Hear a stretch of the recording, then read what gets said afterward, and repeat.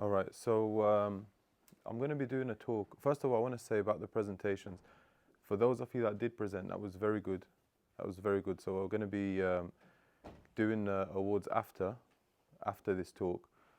But for the time that you had like literally one day to do it. Some of that work that you produced, like big companies would take a while to do that, especially what some of the groups would take a while, not one day. And I think there's a key thing here, which is using the tools that are available. So I think one of the things that allowed you to do it so quickly is that you had access to ChatGPT and being able and knowing how to use it. Because ChatGPT is one thing and RStudio is something else completely different, right? But so long as you know how to get from A to B and use whatever's out there, use whatever's available, that's all that matters, right? The point is to get to the output. Obviously, there's different qualities of output, there's different levels, there's things that ChatGPT won't allow you to do, you have to get more experience. But at this level, there's no reason why you shouldn't use the tools that are available. That's my personal opinion, especially with tasks like this. If there's a writing task, for example, I don't recommend using ChatGPT to write for you, just because, from my experience, it will make you like a little bit, I don't know how to say it better, but a little bit stupid, a little bit dumb, because you're not thinking for yourself. And if you rely on something too much to just write for you, you just become kind of like a robot. You forget how to write, and it's an important skill to know how to write. But there's other things that you should absolutely use it for. So that's just my general comment for you guys and about what you did. So you should all be very proud of what you've done in a day, especially those that presented, and especially the winning group, which we'll reveal later. This talk here, I'm going to be talking about modern employability. So what makes somebody employable in the modern world? What makes it easier for you? What are people looking for that are getting a job? And I always make this kind of disclaimer, which is that this is not to say that, aiming to be someone's an employer is not necessarily a bad thing. It's not necessarily a good thing. It's not for everybody. It is for other people. I'm not promoting, being employed. I'm employed. I enjoy being employed. So I'll tell you a little bit about myself later. But I'm also in other situations, I'm not employed. Okay, so it works for me in certain situations, and it doesn't work for me in others. But here I'm just talking to you about employability and how to become more employable. And I come at you from the perspective of somebody that, just to be kind of like raw, I didn't do well in my A-levels. I had to resit a year. And then when I went to university, I didn't do well. I had to resit 2 years. And then I just smashed it. From that point, I just got the highest mark, like the absolute highest mark in everything. Just something clicked, and I was like, I'm not doing this anymore. So then when I finished my degree, straight away the lecturers that were with me, the people that were teaching me, like your teachers here and your lecturers, they employed me, and I was their teammate instantly, like overnight. I finished my degree, then they gave me a job. The next day I was working with them. So I became employed by the university quite quickly as soon as I finished my degree. But it's because I got really high marks and they wanted someone to teach and so on. Then a few years later down the line, I set up a company. I tried setting up different companies in education just because I felt like that's what I want to do. That's what I'm good at for different personal reasons and different other reasons. I just wanted to be in education. And then I set up a company, and then I became someone who's employing other people as well. So I've got the perspective of someone who's employed. So I still work at the university. I still do my lecturing. I still have a manager who gives me tasks, and I work with him, and there's an organization. They have goals. And at the same time, I set goals and I set tasks, and I have my own organization, and I employ other people. So I'm giving you both perspectives today. So employability is a group of things. It's qualities. It's about who you are as a person. It's about how you work with other people. It's about what you know. Knowledge really is key, especially you're in a college. you're in a university as well. You're in a setting where people are teaching and being taught all the time. If you think that you're here because you want to get a certificate and that's all you care about, you're really in the wrong place, right? If all you care about, if your number one goal is just, I want to get a piece of paper, trust me, that piece of paper will mean nothing. I've employed people, so I'll always give you experiences from being employed and from being an employer, but I've employed people that have PhDs, so much higher level than what you're learning at level 3 now. You know, you're doing your GCSEs, that's level 2, level 3. I'm talking about people at level 8, right, 5 levels above you, that have PhDs in business, that don't know how to create flyers, that don't know how to do simple marketing. To me, that PhD that is worthless, doesn't get them a job, right? And it's the same for a lot of other people out there. So what you know is just as important, sometimes I would say more important than the certificates that you have and what you can show. Okay? So really focus on like actually learning what you're here to do, because you're spending a lot of your time here. I don't know how many days a week you come in. How many days do you come in here? 4 days a week. That's a lot of time. You know, that's a lot of time. It's a lot of time. You know, that's what's that? 4 out of 7 days. That's more than half your week you're spending it here. And imagine you're just coming here to leave with a piece of paper that in the end nobody's going to care about. Isn't that a waste of time? Isn't that a waste of your life? Right? Especially at your age, you could be doing so many other things if you wanted to, right? So really focus on the knowledge. I would say focus very hard on the knowledge. Focus on learning and gaining the skills, and focus on 1 or 2 skills. So when I did my because I did a maths degree. When I was doing my maths degree, when I knuckled down, I said I want to focus on statistics. I said that's what I'm going to focus on. I was learning other things. We had 6 modules every year, but I said that module I'm going to focus on it. And you guys can do the same thing. You're learning a lot of things because you're at that level where you're just being introduced to different topics. But if you like a certain topic, focus on it, become good at it, become the best at it. Because trust me, people don't want to do that. And in the end, when you go get a job, we'll talk about this later, people they'll realize quickly whether you know what you're saying or you don't know what you're doing. Like when I had someone with a PhD and great interview, you know, talks really well, promises the best, can talk till tomorrow about how good they are and what they know, but where is it? But I've got things that need to be done. You know, people want, as a university, they want lecturers that can teach. They want people that can write material. They want people that can write assessments. They want people that can assess people properly. Where is it? If it's not there, it's a waste of your time. And then you have behaviors. So that's just about your general attitude, and I'll talk a bit about that later. And yeah, so here, this is like a short list of things that are key. So number one, I think number one, when from an employability perspective, is communication. And you can build that up slowly. You know, if you have issues, if you have a lot of issues with people, and you have a lot of arguments with people, and you have a lot of fights with people, think about your communication. If that's who you are as a person, think about your communication. Because 9 times out of 10, the problem's with you. If you're that person that's having a lot of problems, 9 out of 10 the problem's you, because you don't know how to communicate properly. You don't know how to tell people properly what's wrong, what the problem is, and not get worked up about it, not create a big fuss about it, but doing it calmly, doing it properly. And the same thing applies to where you go and work and being employable. Even when you come into the interview, people can feel that communication energy straight away. Some interviews you're going to have with people that are going to feel like you're just sitting with a friend and you're just having a chat and you're just telling them about why you want to do this in a nice way, and they're telling you back and they're just talking to you, and it's a nice conversation. Whereas other interviews you're going to have, it's going to be very rigid. You don't know what you're saying. You just, you know, kind of all over the place. That might be nerves, but it might also be bad communication.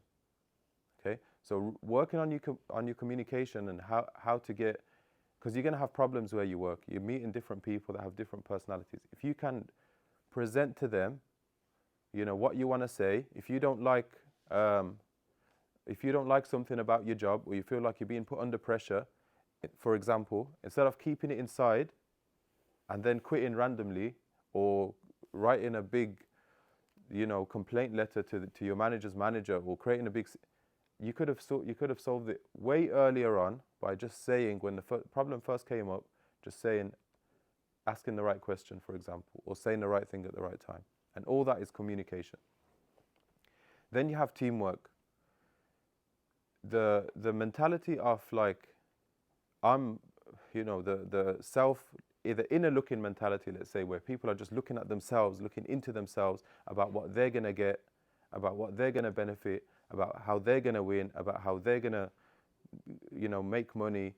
And to be honest, I think this mentality is very damaging, because everywhere you go, there's people around you, right? Whether it's your houses, in your families, whether it's here in the university, whether you go to gyms, or wherever you go, there's people around you.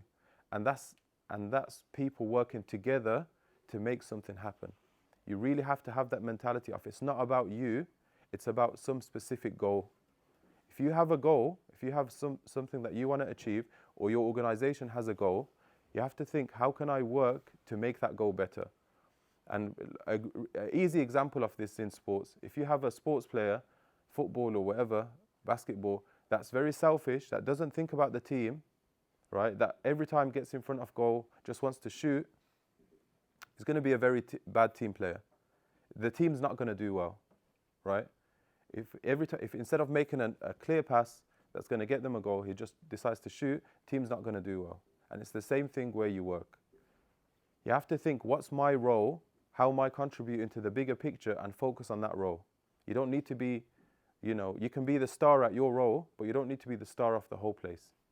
You don't need to be like, just trying to do everything. Because number one, it will wear you down.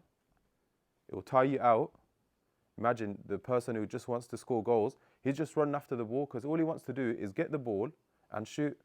So what's he doing? He's running left, he's running right, he's going back. He's just running after the ball. But he's not thinking, I want my team to win. He's thinking, I want to be good.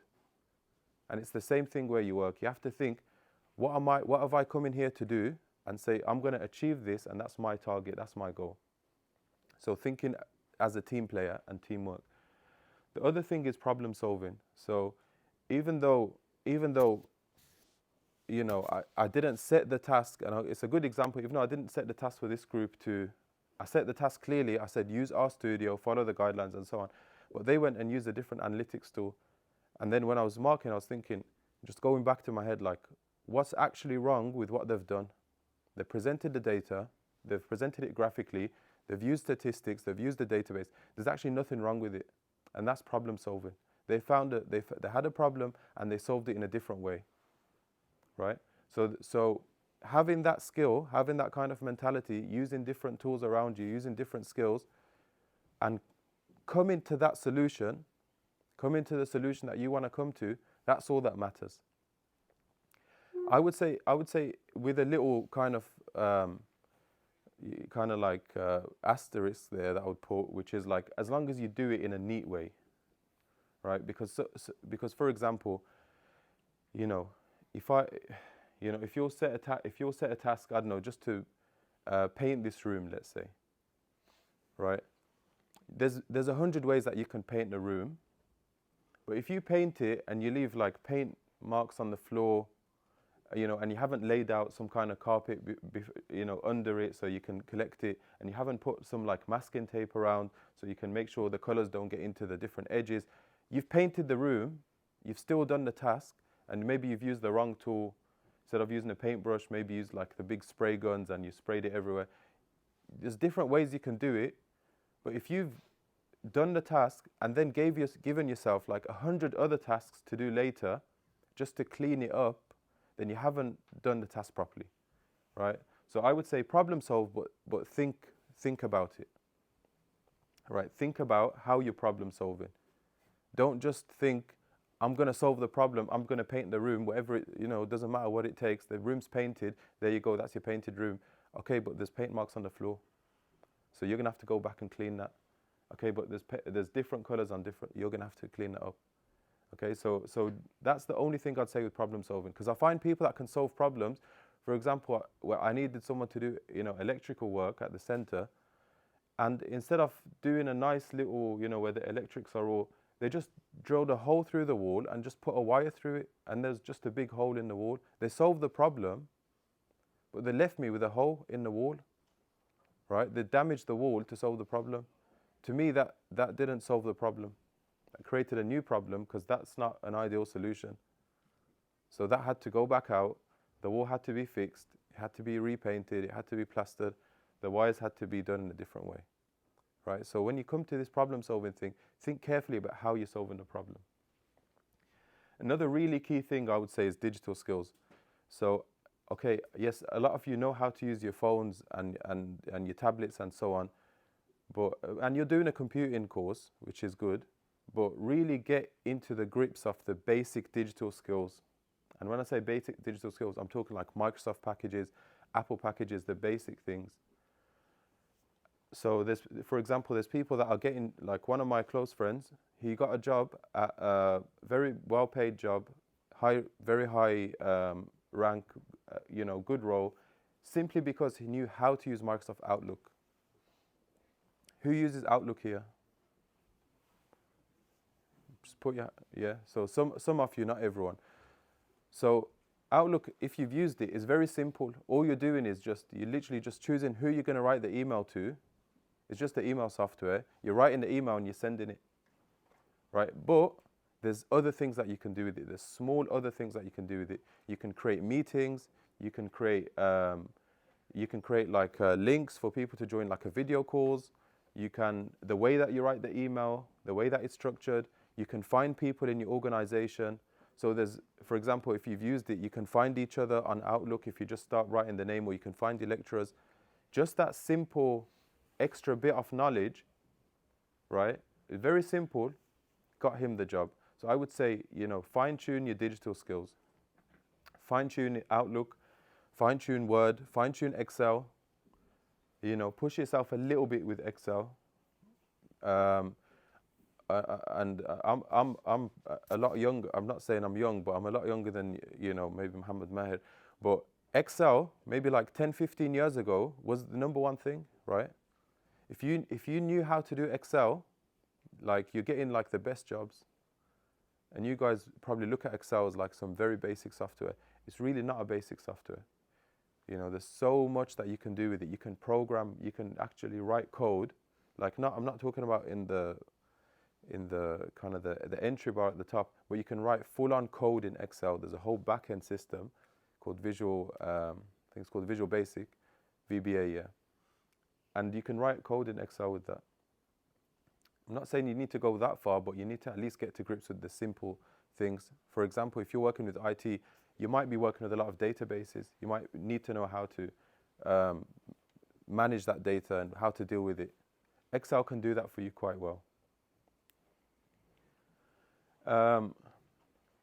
Online etiquette as well is important, purely from an employability perspective, because when you work for a company or an organization, they don't just care about what you're going to do for them. They care about who you are as a person, right? Who is that person? Who is he offline, right? Because when you're offline, whether you like it or not, you're representing the company, you're representing the organization.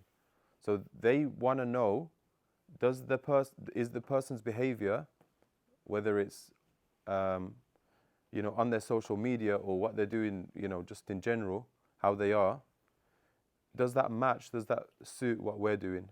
Does that suit what we want to do?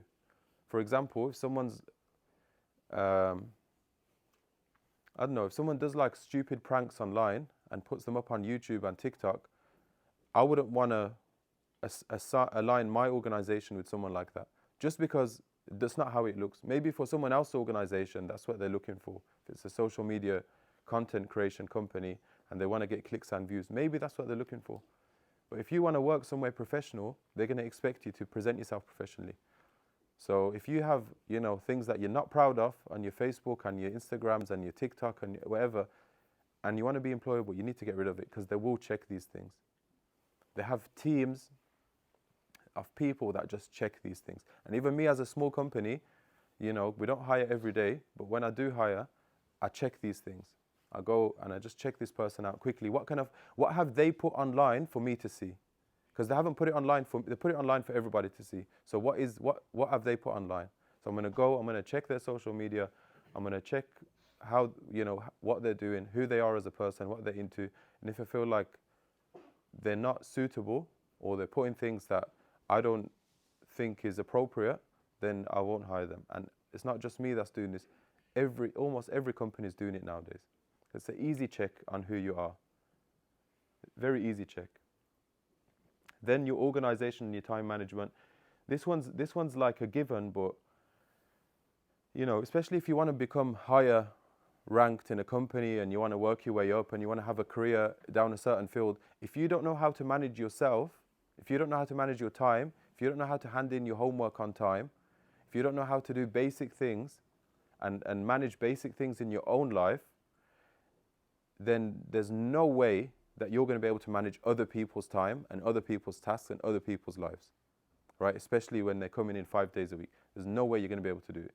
So if you do have that ambition, you need to start by working on yourself. You need to start thinking, how am I managing my time? How am I managing my goals, my expectations, and work on that, refine it. I'm not saying you're going to be perfect and you're going to do everything like exactly, but you need to at least have a good idea of what does it mean to manage time? What does it mean to be organized? If you're the kind of person that's, always running all over the place, submitting last-minute deadlines and so on, unless you change that habit, don't expect to get far in other organizations, because they're going to see you as someone that's, almost unreliable. Okay, you've submitted it like 5 minutes before the deadline, but you haven't reviewed it, you haven't checked if it's done well, you haven't got other people's opinion, you've just focused on submitting it on the deadline. And it's this really comes back to problem solving. You've solved the problem, but you've kind of just given me, exact, like almost what you've said. It's almost like saying paint the room, and you just painted it. Doesn't matter if it looks bad, but you've painted it. And I say to you, what's this? You say, but it's painted. And it's like, yes, but no, you told me to paint it, so I've painted it. Okay, but no, it doesn't matter, but you didn't tell me. That's not the attitude to have. The attitude is, if you have to paint a room, how can you do it well? And that reflects you as a person.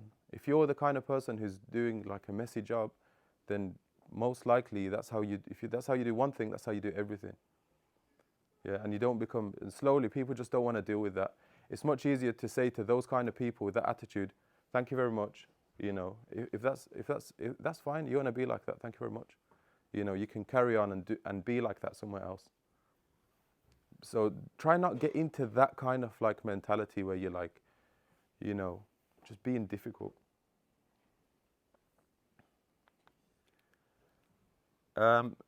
Experience is key. So, as much as you can, I would say build up your experiences. Just do anything, right? Just work anywhere. Just initially just work anywhere. If you got a family member who runs a shop or whatever it is, or your dad knows someone, or your parents know someone that just volunteer. Just go and know what's it like to be in a work environment where everybody's working and they have tasks to do and everybody's focused and you have your own thing to do, but you're working as part of a team. There's so many things you're going to learn just from that simple experience. So if you haven't worked anywhere before, I think times are changing. I think who's worked somewhere before, just put your hand up. Okay. Yeah, times are changing, so I can see like a lot of you have. And those of you that haven't, just work anywhere. Literally, just turn up to a chippy and say, I don't want to get paid. I just want to work here for 2-3 weeks. I just want to know what it's like to work, and they'll happily take you. Or not there. You may go to a bakery. Just go anywhere, but just build that experience. Okay? And you never know where it could lead you.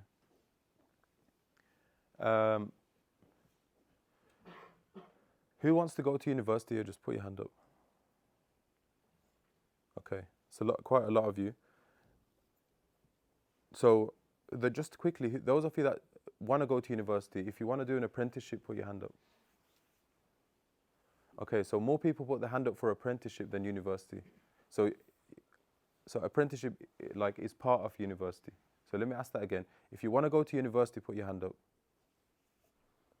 If you want to do an apprenticeship, put your hand up. Doesn't work. Okay, I'll take both of them as, okay, if you don't want to do university or apprenticeship, put your hand up. If you don't want to do either. You? Okay, what do you want to do? You want to go straight into work, yeah? Okay. So all that is fine. All that is fine. But you need the experience to build up to go into those things. Especially if you want to go to apprenticeships or you want to go into university, they're going to be looking at, especially like better universities, let's say, they're going to be looking at your volunteering, what you've done, your work experience, but they're also going to be looking at your extracurricular activities. Do you play for a football team? Are you part of some kind of club at your college here? Are you leading something? Are you doing, I don't know, the Duke of Edinburgh or whatever it is? But they're going to be looking at something a little bit different about you. And I wouldn't force it, I wouldn't just, be part of like chess club just so I can write. If you're interested in something, do it, and just make it really, just be more genuine to yourself. Just be genuine but try to find something a little bit different that you do. For example, I think mixed martial arts quite popular now. Boxing, gyms, football, sports, gymnastics, whatever it is. It doesn't have to be sport. It could be something more academic as well. You could be interested in doing maths challenges in your free time. Yeah. But have that little thing about you.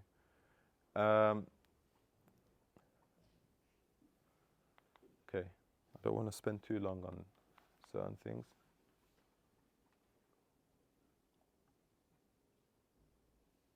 Yeah, so I talked about this a little bit, but I'm just going to refine it now. So when I talked about who you are on social media and on these different platforms, think of yourself as a brand. So you're currently in the Solihull College and University Centre. That's a brand that comes with its own logo. It comes with its own theme. It comes with its own rules and policies and ways that they do things. Think of yourself in that same way. Who are you? What's your logo? Might just be your profile picture, but what is that logo? How do you look in that profile picture? So like, because I do like work at the university, so I see a lot of students' profile pictures, and very inappropriate sometimes, in inappropriate places, from sometimes like weird angles, sometimes doing weird poses with their faces.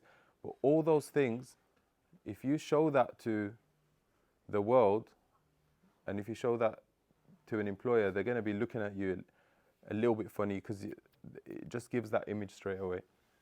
So think about your personal brand. Use platforms like LinkedIn, for example. LinkedIn's very good for just networking. Just look at what other people do. Look at other people that are successful in their field. Look at what they do. Look at how they present themselves. Look at what they talk about. Look at what they're interested in. I would really recommend LinkedIn.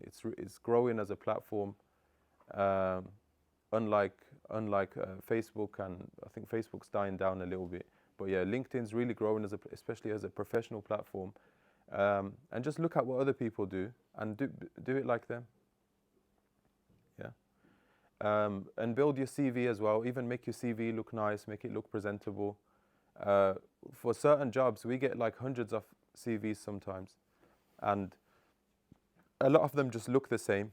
It's just plain text on a white background, and sometimes 2 pages, 3 pages long. A lot of them just look exactly the same, and they have almost the exact same experience. Some of them try a little bit to make it a little bit different. Some of them will put we'll design it a little bit nicer. We'll organize the page in a slightly different way. We'll make it easier for me to read. We'll put the relevant experiences on there. And this reminds me of something actually, which is how you use that CV. So you guys might not be applying for jobs now, but just keep this in mind. There's something called one-click apply, right? And that's where you just go on a job platform like Indeed or CV Jobs or LinkedIn Jobs or whatever it is, and you have all your information on your profile, and what you do is you just search for a job. You search, I don't know, computer engineer, and all the computer engineer jobs come out, and there's like 100 of them, and what you do is you say apply, apply, apply, apply, apply, and just click apply, and you've applied for 100 jobs in like a minute, right? It sounds good, but trust me, if you take that approach, you're going to get 0 jobs. Unless you're like super experienced and everybody really wants you because you're like someone who's like the absolute best at what you do. But 99% of people won't get that job. And the reason is because when you apply for a job, people want you. Think about it. If I've applied, one-click apply to 100 jobs and I don't know anything about them, how do I know that I want to work at those 100 places? Just from your perspective, how do you know, or do you just want a job for the sake of a job? Think about it, right? How do you know that you want to work at each one of those 100 places that you've just one-click applied for? And then put it from the other perspective. That employer is going to 100% know that you've one-click applied. That's the first thing. Even if the software doesn't tell them, but they're going to know that. And they're going to know it because they're going to see that your application, your job application, why I want to work there, is generic. It's not for that specific company. So neither do you know whether you want to work at that company, because you don't know who the company is, you've just one-click applied, nor does the company know that you want to work there. All right, you're both not interested in each other, and the company cares more than you about who they bring in. So it makes the chances way harder, so definitely don't do that. And finally, networking. Networking is key. There's a lot of, let's say, like relationships that I've made like years ago. Just getting to know people, just building a contact list, and I say build it with each other, build it with your teachers professionally, on LinkedIn or on other platforms.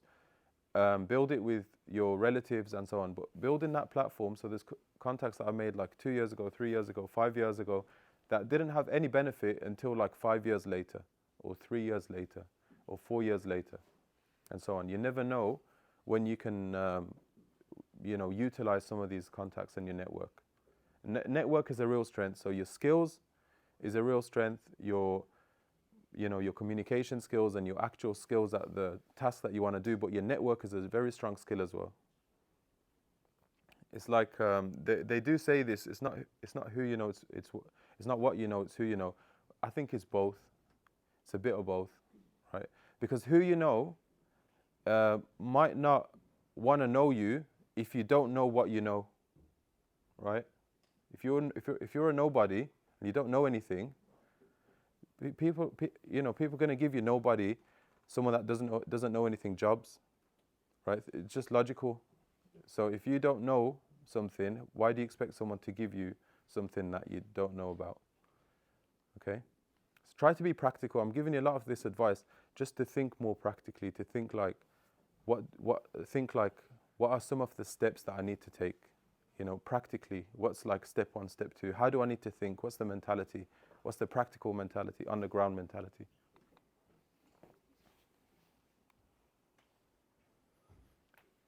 Yeah, so also, literally, I was just talking about mentality. So your mentality, your growth mindset, thinking about improving, thinking about that you can do certain things, that you can do better, you can develop, having some kind of resilience as well. So, there's people that are somewhat good at what they do, but then they get to a challenge and they just give up. Okay? Maybe like the first few times that person might be useful because he's got you like 50% off the way and you can maybe find someone else. But eventually, you're going to get tired of that person who's not resilient, who doesn't know how to fight challenges internally. And there's a lot of things you can do to like build your mental resilience. I would really recommend like some kind of physical activity, even if it's just going out and just going for a walk, like 15-minute fast walk. But you need to have something that you do, even if you don't want to do it or you feel like you can't do it. Right? If you're doing something, even if it's going to the gym, right, and you put on a weight that you think mentally there's no way I can do this, but you do it anyway, that's building your resilience. But then resilience can be transferred to other things, can be transferred to the work that you do here as well. When you come to a certain task and you think, I can't do this, instead of saying, forget this. That's the easy way out. Every single person could have done that. Could have just said, I'm not doing this. But try to think of try to be a bit more resilient. Think, how can I overcome this challenge? And setting yourself goals. So knowing what you want to achieve, having even if it's like a few short-term pathways, even if it's like, I don't know, I don't exactly know your modules, but let's say you had a maths module, even if it's like, just work on one of my modules tomorrow. Okay, simple things like that. And I wanted to just relate this to this task, to relate all these things to this task. So, as I said right in the introduction, the task that you did was I would say it was probably a lot to do in one day, but you did it, right? You overcame a lot of different challenges to be able to do that task. And I was actually on a phone call to Mohammed Mahir. I know he won't mind me sharing this. He called me yesterday quite early, or the day before, and he said, "It's just too much work. They can't do this in one day." He said, "What should we change?" I said, "Just leave it as it is," right? The reason is because you're going to figure out, when you're under that pressure, you're going to figure out, how can I get this task done? And a lot of you improvised. Some of you might have skipped chapters that you thought were irrelevant. That's fine. That's fine. Some of you might have used different software. That's fine. You still got the task done. Some of you might have focused on certain aspects and left other aspects out. You did all the chapters, but you said, I'm not doing all the reading. I'm just going to focus on the code. I'm going to focus on practical application of it. That's fine. But at the end of it, what you did was you pushed yourself, right? And you achieved what was required. You achieved what you needed to achieve in a short amount of time. There's actually a whole like theory about this, which is that the time that you give something stretches to the time that you allow for it. If you've now shown to yourself, you're not prove it to me, you haven't proved anything to me. Even if I think you did a good job or you did a bad job, trust me, it doesn't affect me in any way. Really, this is about yourselves individually. It's about what you've achieved for you. You've shown yourself that you can do something like that in a short amount of time. So next time you have a task, instead of waiting till the last minute, instead of waiting till the deadline, think, how can I set myself that task and give myself mentally a deadline today? And then you're building up that skill. If you can achieve more things quicker, then you can get ahead of other people and you can excel at what you want to do. And this is something slightly different, because I was talking to the students that I was lecturing yesterday at the university, and we were talking about, having goals in life. And I said to one of them, I said, one of my purposes in life is to teach maths properly. And he just laughed. He said, what did he say? He said something like, that's sad. That's what he said. He said, that's sad. And I said, it's one of my purposes, right? You can have multiple purposes in life, but the idea is that what I'm going to do it well, or I'm going to try to do it as best as I can. Because what I could do instead is I could just sit there, I could give you a task, and I could sit on my phone, reply to my messages, and just run my company whilst I'm lecturing. I could do that if I wanted to. I've got other things on my mind that are more important. But having that mentality of everything that I'm going to do it well, and having that purpose, creating it as a purpose, creating a purpose like I'm going to do my course well, that could be a very valid purpose, because the alternative is I'm going to do it badly, right? That's a very valid goal, because the alternative is I'm going to do it badly. So the fact that you're trying to do it well in itself is a purpose, right? And that could be applied to everything that you do. Everything that you do, to have that mentality, I'm going to do it well, I'm going to try to do it as best as I can. And some of you guys in those presentations did it really, really well. And I'm sure the other guys that I didn't see, I'm sure you guys did it well as well. So just to summarize, build your skills, build your soft skills, your communication, build your hard skills, your knowledge. Don't just focus on the piece of paper that you're going to get, because that's easy. Like, I'm in the education field. I run a learning center in Shirley. If you come out of the ASDA, you see the big Robocode Learning Center. That's my center. And I know people that can get your certificates and can get your degrees and can get your masters and can get your PhDs just for money, right? You can't use me because I won't do it, but I know people that can do that. I've needed qualifications for my staff and I've looked for people to train them, and someone has said, I can get him that, just give me some money and I'll get him that. Trust me, that your piece of paper really don't mean anything. They really don't mean anything without the skill. They mean something if you can back it up with whatever you have, right? And always have that mentality of learning and trying to do better, and look at job trends, look at what people are after, because you're in that place now where you haven't committed to a certain field. You haven't said, I'm doing network engineering, or I'm doing cybersecurity, or I'm doing software development, or whatever it is. You haven't committed to something yet. So look at what's in demand, look at what people really want, and become, try to get yourself to become that person, or become the best version of that person. Okay. Yeah. So thank you very much for listening. Do you have any questions? Yep. Well, you just mentioned regarding the trend of the jobs. Maybe they can use our code, get some data, and see what jobs are trending. Yeah, And absolutely. if you're not sure what job you want to go for, you look at them and think, well, my skill sets are there. That's probably what I'm going to go for. Yeah. So there's something that you can do. There's softwares that are called scraping softwares. Sometimes you have to pay just a little bit, like £1 or £2. And what they'll do is they'll go into websites and they'll just take all the data that you ask it to look for.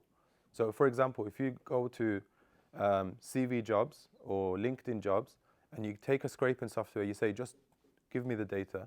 What it will do is it will take out in an Excel sheet every single job that's open right now in that website. And then you can analyze it, like you said. So very good idea. Yeah. People do that. Yeah. Any other questions? No? Okay. Yeah. Thank you very much for listening. I think we'll